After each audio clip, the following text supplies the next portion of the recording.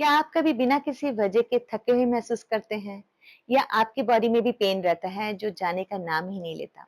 Doctors भी कह देते हैं सब रिपोर्ट्स नॉर्मल है, पर आपको अंदर से पता होता है कि कुछ तो गड़बड़ है।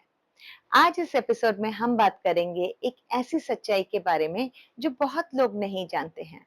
हमारी बॉडी सिर्फ फिजिकल पेन नहीं, बल्कि इमोशनल ट्रॉमा को भी स्टोर करती है। और इसे कैसे रिलीज करें हमारी बॉडी से, हमारी बॉडी इमोशनल पेन को कैसे स्टोर करती है, चलिए हम जानते हैं। हाय, मैं हूं Monalisa Roy, a somatic therapist, tarot life coach, reiki healer and past trauma healer.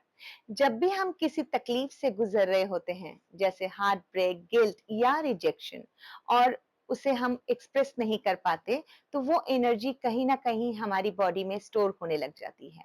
अगर हम उस पेन को प्रोसेस नहीं करते, तो वो हमारे मसल टेंशन, क्रॉनिक फैटिग या डाइजेशन इशू के फॉर्म में भी दिखाई देने लगता है। फॉर एग्जाम्पल, अगर आपके शोल्डर में हमेशा टाइटनेस रहता है या स्टिफ रहता है, तो शायद आप अपने जीवन में कहीं ना कहीं बहुत सारी रिस्पॉन्सिबिलिटीज या बर्डन को महसूस करते हैं।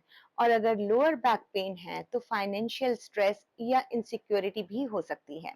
हमने देखा है कि ज्यादातर औरतों का पेन का कारण उनके अपने इमोशंस को सप्रेस करना है।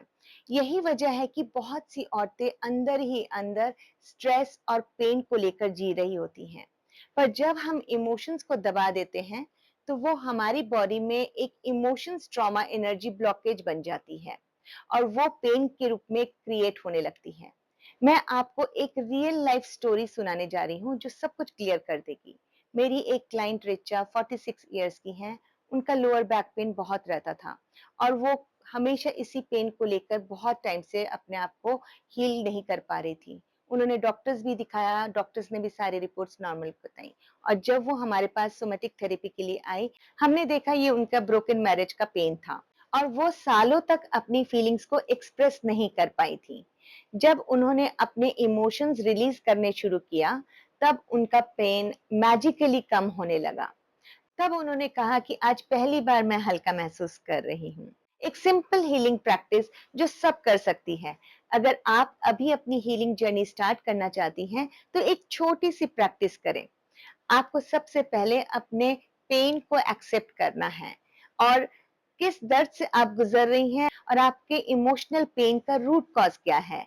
और एक हाथ को अपने हार्ट पर रखें, दूसरे हाथ को अपने स्टमक पर, जिसे हम हार्ट चक्रा और सोलर प्लेक्सस कहते हैं। आंखें बंद करें, डीप ब्रीथ लें और खुद से बोलें, मैं सेफ हूँ, मैं हील हो रही हूँ।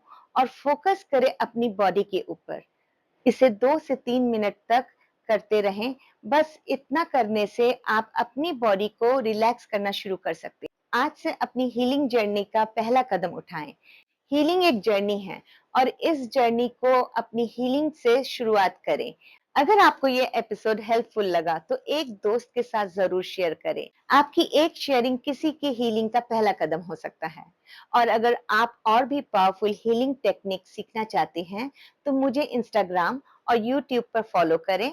वहां मैं और भी सिंपल और प्रैक्टिकल हीलिंग एक्सरसाइज शेयर करती हूँ, जो आपकी लाइफ को बदलने में मदद कर सकती है।